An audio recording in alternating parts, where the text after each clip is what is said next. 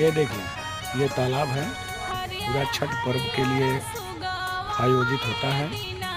इसमें जहाँ तक पूरे देवर बिश्नोई, कृष्णाराज्यम, कारविश्नोई सभी के महान देवता लोग आते हैं और इसमें अपना धीरे धीरे जहाँ जगह मिलता है वहाँ पे छठ पर्व करते हैं। इस तालाब में तीन भाग बनाए गए हैं। एक तो वो बड़ा है, वो देखिए, दूसरा ये है और तीसरा भाग हम आपको इसके अपोजिट में लेके चलते हैं। यहाँ पे इस साइड में ये छठ पर्व बनाने के लिए देखिए सीढ़ियाँ वगैरह सभी बनाई गई हैं।